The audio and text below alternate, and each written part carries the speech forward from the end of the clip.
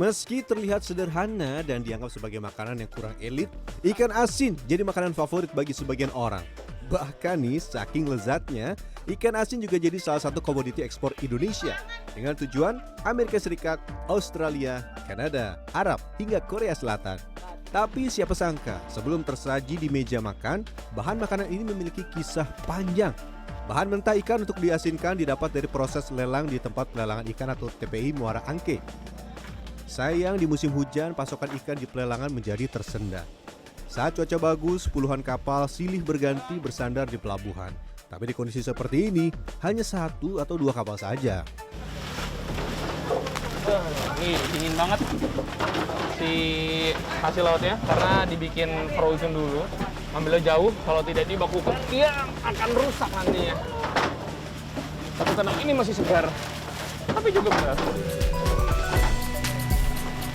For your information, bongkaran terbagi menjadi 2 cara. Pertama, hasil laut dari kapal langsung dibawa oleh pembeli. Biasanya nih, pembeli adalah produsen besar untuk diolah kembali di pabrik. Kedua, proses lelang untuk pembeli skala kecil. Biasanya yang diasinkan adalah jenis ikan tembang, lemuru, serta japu. Jika cuaca buruk hingga membuat bahan baku sulit didapat, maka produksi pengasinan ikan pun turut terhenti. Ada angin segar hari ini pemirsa. Saya pikir bakal sepi seharian sampai sore. Ternyata menjelang siang ada 1 kapal bersandar yang membawa banyak ikan untuk dilelang.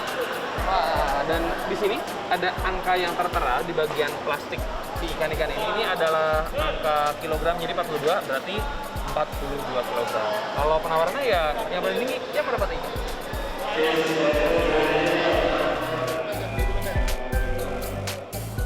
Setelah terjual, nantinya akan ada petugas khusus yang akan membawa ikan hasil lelang ke lokasi pengolahan ikan asin. Nah, sebelum mengolah ikan kecil, kita lihat dulu yuk ikan besar yang diasinkan untuk diekspor.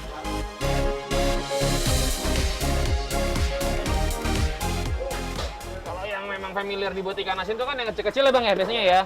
Tapi ada juga loh ikan besar yang akan dibuat ikan asin. Nah, ini namanya ikan talang-talang, betul ya? Ikan talang-talang ini memang ukuran besar, tapi kalau udah di asinnya mah dipotong kecil kalau mau dimasak. Tapi sekarang dibersihkan dulu dari bagian dalam isi perut, dicuci, baru kita garamkan. Betul ya? Setelah dibuang isi perut dan diberi sayatan, ikan kemudian dicuci bersih. Pastikan ya, tidak ada darah yang tersisa agar ikannya awet. Total nih ada 5 ton ikan talang-talang yang saya bersihkan kali ini dengan berat bervariasi antara 2-8 kilo. Nggak tuh ikan asin segede gini tuh. Lanjut garam ikan hingga ke sela-sela daging. Kalau yang garemin tuh pastiin sampai ke sela-sela karena itulah fungsi dari si sela-sela itu supaya asinnya tuh merata dan juga awet. Dan ini tidak untuk dikonsumsi di Indonesia, yang ini akan dikirim ke India. Panas juga ya.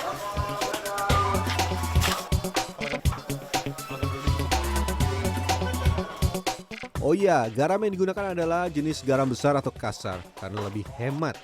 Garam halus ini tidak digunakan karena lebih cepat cair dan larut. Dalam sehari, pembuat ikan asin menggunakan belasan sampai puluhan kilogram garam kristal. Ya, tergantung jumlah ikan yang diolah. Cuci, sudah. Digarami, ya sudah. Waktunya ikan didiamkan sebelum dijemur. Dan setelah didiamkan ataupun direndam dengan garam sekitar 1-2 hari, tapi kalau semakin besar ikannya semakin lama direndamnya ya, kemudian langsung dijemur seperti ini. Ini yang udah dijemur seharian, ini nggak gitu kering, mataharinya nggak gitu bagus. Ini yang sudah sekitar 3 hari ini berarti kira-kira seperti ini nih. Panas matahari jadi bagian penting pada proses pengasinan ikan. Bila musim penghujan seperti sekarang, penyemuran ini memakan waktu lebih dari 5 hari. Padahal bila terik, 2 hari saja sudah bisa dikemas.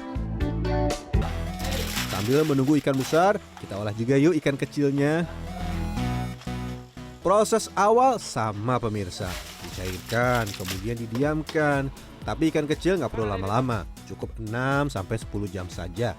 Selanjutnya ikan kecil ini akan direbus selama 10-20 menit karena akan dijual di tanah air terutama wilayah Jawa dan Sumatera Selatan. Ini cukup. Oh, ini digaramin lagi karena memang ini belum sampai 6 jam didiamkan tapi sudah harus diolah. Belum ke restoran, cuaca lagi begini jadi digaramin lagi supaya tetap asin. Ya versi ngecit tapi tetap berkualitas.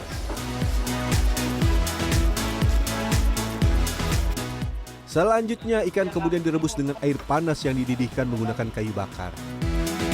Pemirsa lihat nggak nih, ini ada busa-busa seperti ini. Nah ini tuh berasal dari bagian dalam si ikan tadi. Ini kalau sampai tidak dibersihkan, terus kemudian dibuat ngerebus lagi, ikan selanjutnya itu bisa dipastikan tidak akan berkualitas. Atau ya turun standar lah, karena ntar dia akan warnanya jadi kuning-kuning gitu ya bang ya? Agak kuning.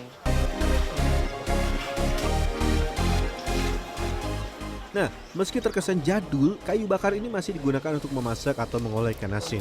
Selain lebih hemat, pembakaran dengan kayu terbilang lebih stabil dan asap pembakaran akan meninggalkan aroma asap yang lebih sedap.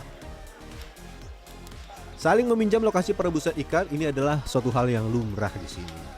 Yang dihitung adalah biaya kayu yang digunakan untuk merebus ikan saja. Wah, kompak banget ya. Unik merebusnya di sini tuh tidak langsung dijebrusin, tapi dikasih wadah-wadah seperti ini dulu supaya nanti ngambilnya gampang, tinggal pakai talinya set, beres. Dan ini dikasih tutup seperti ini supaya talinya sampai bagian atas. Terus banget saya ngomong sampai susah. Ini nggak lama kok, beberapa belas menit, 10 sampai 20 menit baru kita angkat.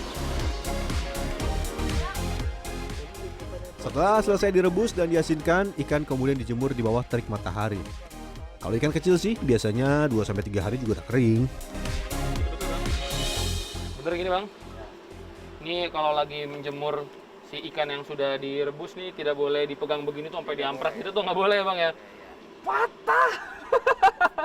Yang ada pelanggan nggak mau beli ya bang ya. Palanya patah, kulitnya lecet. Palanya patah, kulitnya lecet, artinya tidak laku. Ini namanya ikan cuek. Ikan cuek. Ketika menjemur, proses penyortiran juga dilakukan. Mana grade A yang dijual mahal atau grade B yang dijual sedikit lebih murah. Cuaca buruk di tengah laut ini membuat harga ikan tengah naik dari 15 sampai 20 ribu per kilogram, kini 40 sampai 45 ribu rupiah per kilogram. Selain karena sulit mencari ikan di tengah laut, ini juga karena proses pengeringan juga bisa terhambat karena hujan. Nah, ini mah belum ditutup. Kalau lagi musim hujan sampai 3 kali, 4 kali nutup seharian nih. Pakai plastik tuh di bawah. Semua masih banyak kayak gini tuh ditutupin semua, lari-lari. Pakai plastik. Pakai plastik.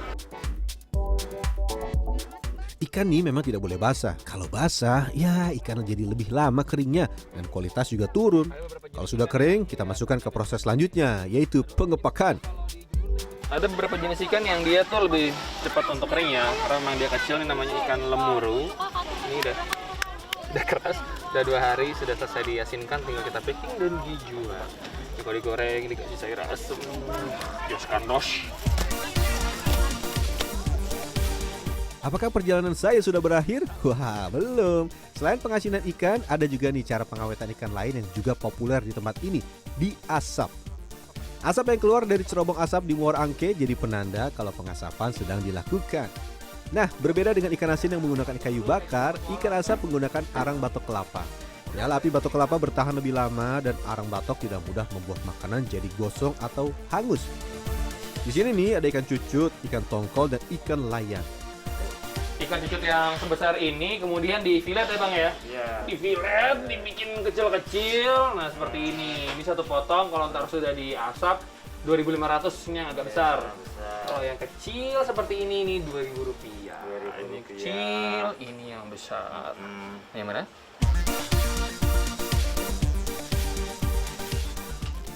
Yang unik, beberapa jenis ikan seperti tongkol dan layang ditutup dengan kertas minyak di bagian perut. Ini agar saat dipanggang atau diasap tidak rusak.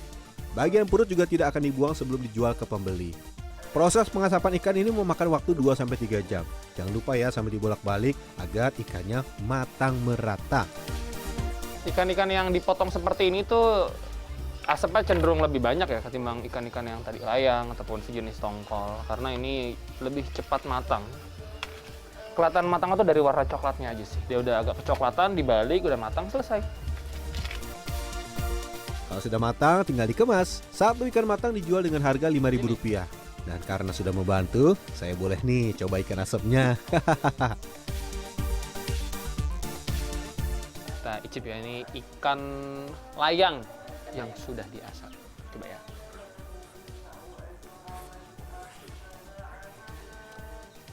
Kalau ikan pada umumnya, enak. Tapi yang saya suka tuh rasanya manis ya. Iya betul. Baru mateng, hangat, makanan masih di samping bakaran kan. Dapat benefit, dapat oleh-oleh. Bisa bantuin masak. Total di kawasan Jakarta Utara ada 201 tempat pengolahan ikan asin dan 6 pengolahan ikan asap. PHPT yang menaungi seluruh produsen olahan ikan berkomitmen menjaga kualitas olahan ikan agar tidak ada penggunaan bahan pengawet seperti formalin yang berbahaya. Kita di sini ada petugas mutu ya.